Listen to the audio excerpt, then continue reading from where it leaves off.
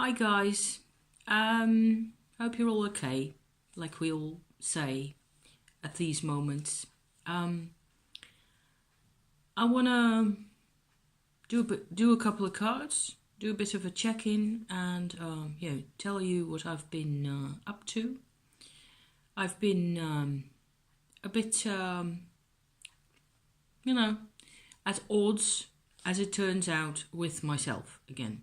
Oh yeah, the first thing I want to say is, as you can tell from the way I am doing this, I will continue my vlogs mostly in English unless I feel the need or I find it particularly interesting or useful to do a session in Dutch again. One reason why I personally really prefer speaking to the camera in English is that I feel that I sound more like I want to sound. I found speaking in Dutch for once quite nice, there's a lot of, authenticity in it, I suppose you could say, for me. But I also find that I'm a bit of, I don't know how to call that. I find myself a bit vulgar in Dutch, which is something that I think is not in keeping with what I'm trying to do here. I don't want to sound like the Queen's English or any of that. I couldn't do that if you paid me. But as it is, the Dutch language is something that I sort of grew up with when I wasn't living in France, that is.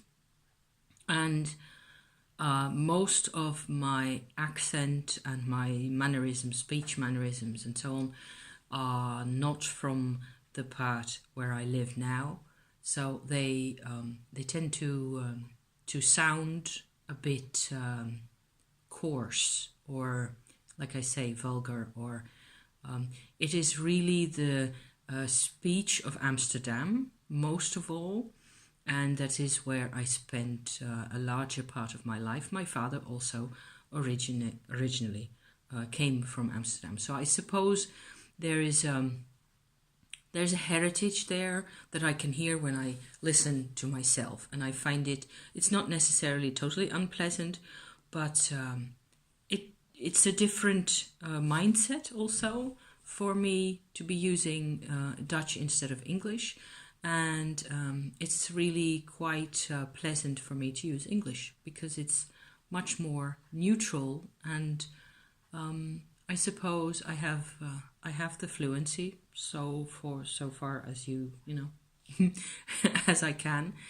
I'm comfortable with English quite a bit. So that was one thing from last week still that I thought was interesting, or at least relevant to me to speak about for a little while.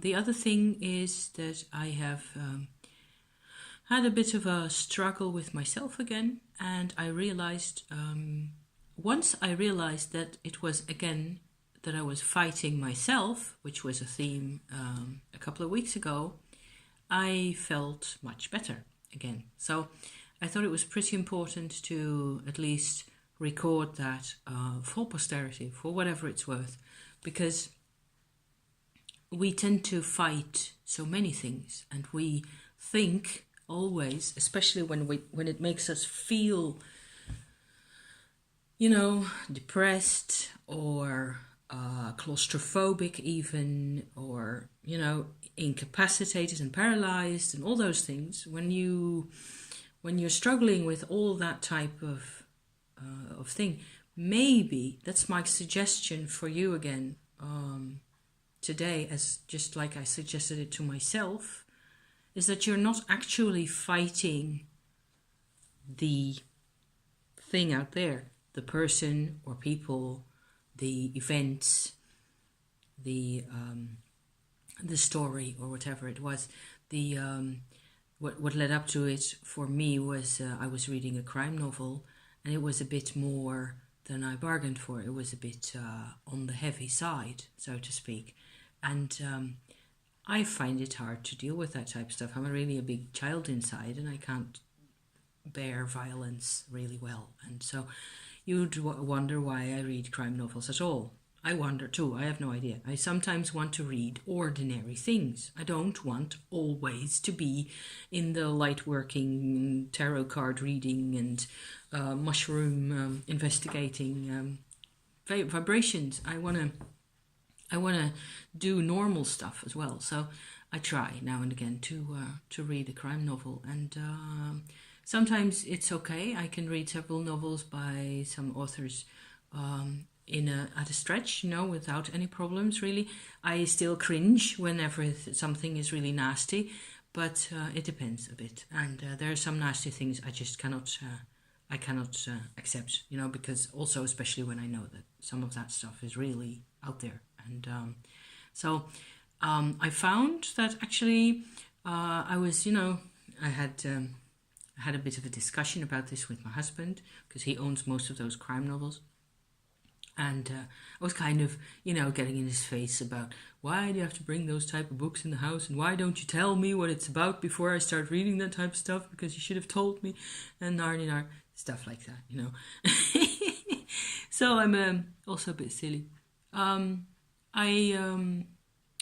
In the end, I was still rather miserable from, having read some things that I shouldn't really have read, which I have read before in my life. I tend to survive that kind of thing, but it's still so deeply unpleasant. And of course, like I said, like I told my husband also, I spend quite a number of hours in my day or in my week alone, surrounded by pretty things. And I can work at whatever it is that I please. My surroundings are harmonious and, friendly in all sorts of ways. So it's a bit of a shock then, of course. So I realized, long story short, hopefully, that at some point later, after, having struggled with, remembering things and trying to, do a bit of completion work, which is another part of what I try to do to make myself feel better. And it didn't really completely make me feel better. It was like I could approach my emotions and fear and upset, and because of course there's a bit of trauma there still, and so it's no wonder that I get scared easily. So I have to, take that into consideration. That's all well and good, but it didn't really make me feel any better. It was only when I realized that I'm fighting myself, that there are two parts inside me, the one that endures the whatever it is, the conflict, the pain, the fright, and the other part of me, which is what I have lived by, especially intellectually, most of my life, which tends to just walk away, to, in general, just not be there where the problem occurs, okay? So that may be silly, but it's what I've learned. I have learned that to be emotional means getting into trouble. That's how I grew up. I wasn't supposed to be emotional about anything at all. So then, of course, what you get is somebody who doesn't know how to deal with their own emotions, because they're there and you don't know how they work, or whether they...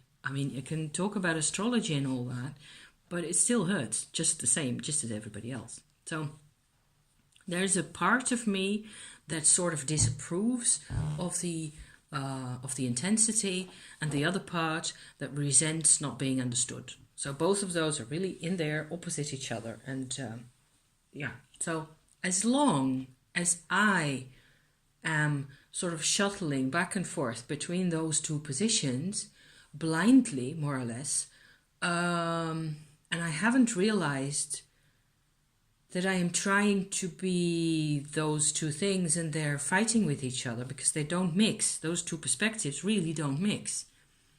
As long as I don't realize that, I feel miserable, I am tired, I feel depressed, I feel like lying on the couch all day and being miserable, watching telly and stuff, and just not moving forward ever again. And ew, yikes, no, I don't want to, that's not my lifestyle at all. I want to, I want to be happy. I want to have something to be involved in. I want to be in the flow of life. I want to have several bits of life that I'm engaged in and that are moving, and so be part of things. And if I'm depressed, I can't be a part of anything, not even of my own painting exercises or any of it, anything to do with cards or any of it. I'm pointing like this because my cards are all over here. So I decided, or I found out again for the third or fourth time, that I was actually fighting myself. And the moment I realized that, like half a second after that thought, everything calmed down, and it was like, oh my God, thank God I'm alive. I can do this. I can actually, apparently, what I need is a third perspective, a different perspective from those two, right? To identify with. And all of a sudden, I can see myself shunting back and forth, shuttling back up and down, the same street between my parents, as usual. And the necessity of the drama is gone. Totally. It's completely gone. Of course, that's the way it works for me. That's why I'm putting this out, because I'm just showing you how it works for me, because that's what I can express, really. If I try, that's what I can do. So I had gotten this far, and then I thought, and I suppose I had thought about this before, that in the tarot cards, in the majors, there are several cards that look like this, more or less. Let me show you. This is the Devil, of course. This is the Lovers, right? And this is what the High Priest, the Hierophant, looks like in the Mary L. Okay, and there's again a bit of an icky card. And if you compare that to, for example, this one, the Chariot, right? Each time there is a bundle or a combination of a couple, normally two forces, okay? And there's a third over them that has power over the other two. And in the case of the Devil, the motive is, of course, to bind them all, right? To keep them in the darkness and to make sure they don't ever do anything but supply their life energy to the system, or whatever it is that you like to see. I was wondering, I have always wondered about this shape, this triangle, love triangle, the opposition between two things. And then in the case of this of the Chariot, quite often if you look at a Marseille deck, you get a white and a black horse. If you look at, there's lots of decks that have sphinxes or animals or what have you, and they're different. The one is this way and the other one is the other way. And there's whole theories and books and what have you about the point of that. And in the case of, I'm going to show you one big, tiny one. Let me see if I can show it right. This is just one very, yes, I've got it upside down. It's the Rider-Waite, okay, the High Priestess. And she doesn't necessarily have, I'm not a Rider-Waite person myself at all, but she's sort of sitting immobile between those two columns, right? And I've always found this to be a bit of a fossilized state of affairs somehow. And also there's this idea of a priestess as somebody in a hierarchy again. So with the the High Priestess or the Papessa in the Visconti deck. This is what she looks like. She looks a bit freer, and the interpretation is very different, okay? And this is the card in the Mary L. So it's more or less in the middle between those two. Yeah. So I wanted to really, I'm showing you a couple of these cards. There's 6 cards in all that I think where this story of the power triangle really applies, where in fact there is one person who, it seems to me, maintains a certain state of dichotomy, opposition between two other parts. And in the case of the Chariot, of course, the idea is that both horses pull the chariot, the wagon, so as to get the whole thing moving. And then that's more or less an acceptable situation, I suppose, if the horses don't fight it. Which isn't what, if it applies to us, it depends very much. Our horses, our vital forces inside of us, are they really willing to move in synergy with each other and pull us, wherever we're supposed to be going? So, long story. Sorry. At some point, I made what was supposed to be some kind of a deck, except it isn't really a deck. These are pieces of wood. Let me put it up close. That's my High Priestess right there. I made this, I suppose, 25 odd plus years ago.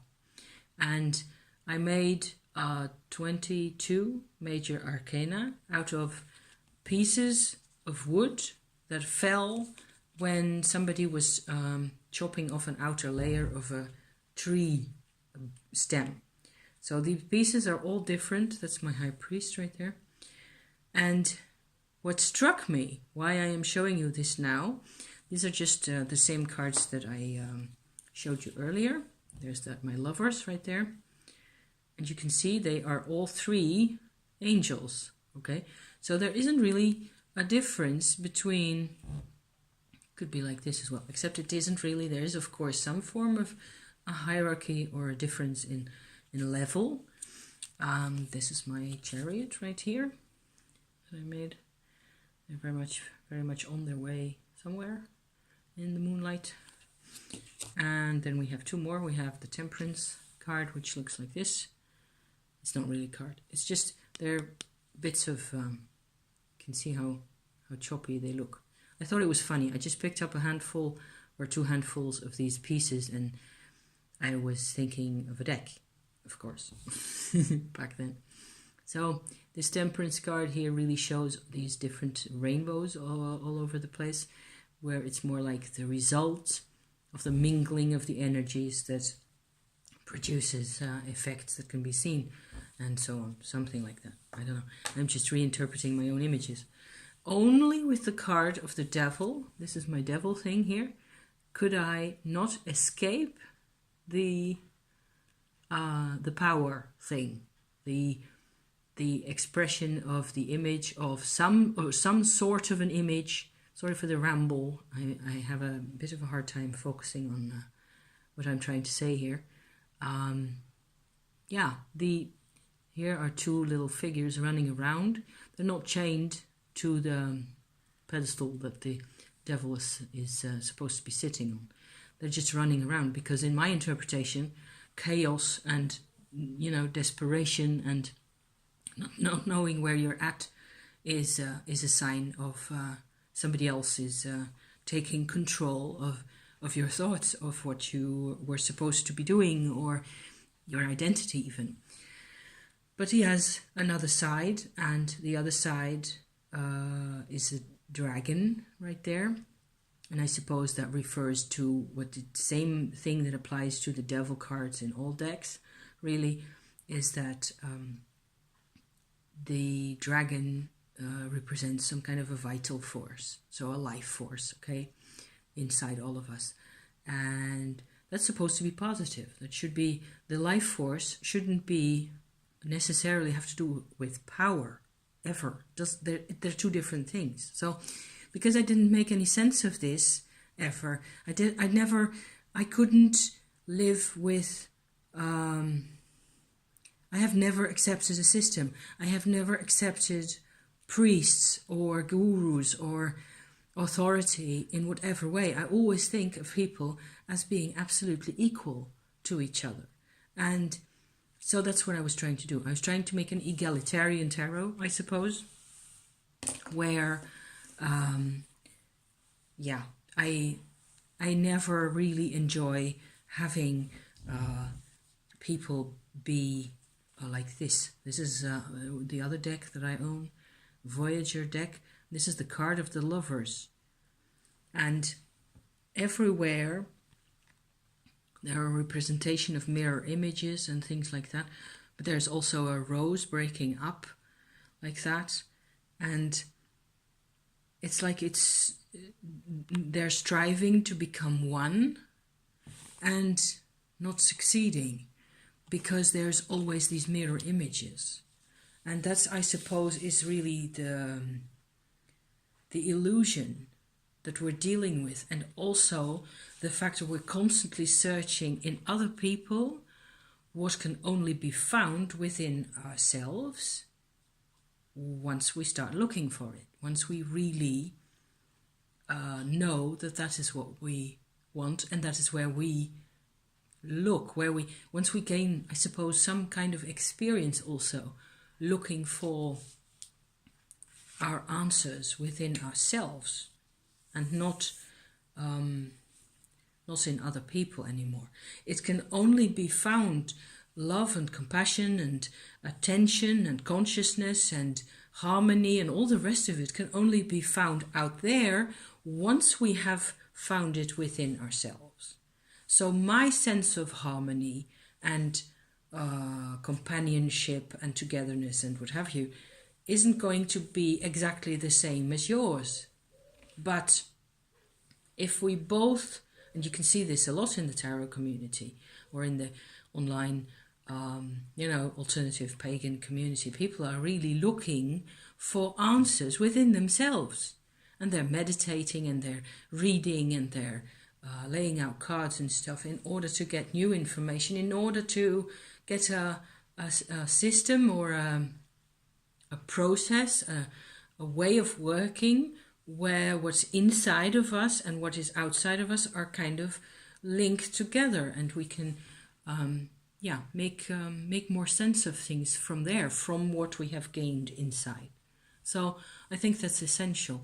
And I think for me, again, coming back to that, it's essential that I come back again and again to whenever I am not on the right track emotionally in whatever way, it is always because there is a part of me that I don't accept, that I think for some reason I have to stay away from. I have to, and they can be fairly simple things, I suppose. And but it's really always about me. So sorry for the messy delivery here. I'm trying to put out there things that I have never really said before, I suppose. And I'm also trying to not make it completely about the cards, even though this is, still quite interesting, talking about the Temperance cards here. The Temperance card was one of my 6 cards because she here, this woman, pours the liquid from one vessel into the other. And so I suppose she does have a third eye, a third person perspective, a second opinion, so to speak, other than the perspective from within the 2 jars, really. This is what the Temperance looks like in the Mary L, where already the what I like to call the amalgamation of the 2 opposites has already happened, really, and the result is joy, because that's the way I look at it anyway. I'm wondering whether I should talk about this. I went for a walk earlier this morning and I actually almost ran into somebody, because normally when you walk in the street and somebody else comes your way and you're really going on a collision course like that, you tend to sort of, glance at each other, and each one moves aside just a tiny bit in one way or another. And neither of us was doing that. I wasn't in the mood at that moment to just step aside for some man. Thank you very much. And he had a thing in his mind, and he didn't want to move either. And it turned out he sort of pushed me aside, and he told me to go and walk on the other side of the street.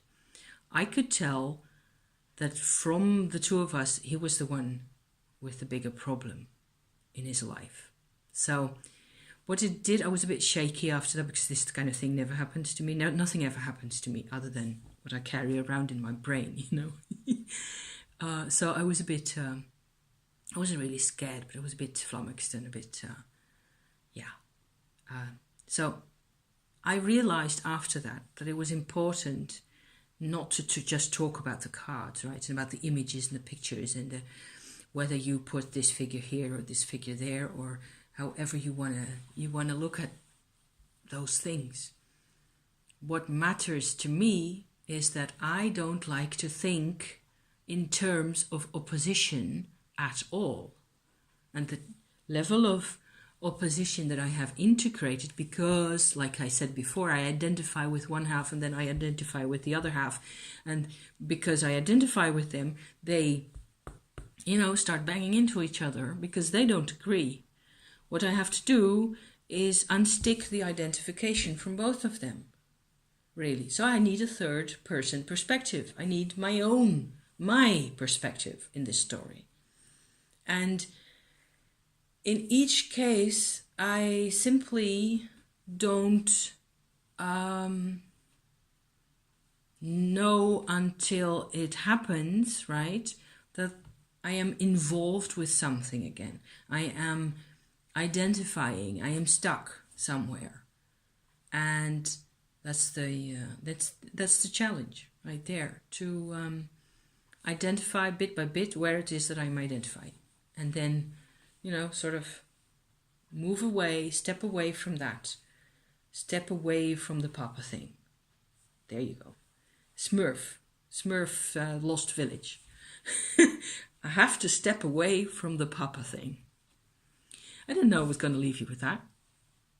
I'm going to leave you with that. Thank you very much for listening and watching, and I hope this serves some kind of purpose for you. And I suppose we will be speaking again quite soon. Thank you. Bye-bye.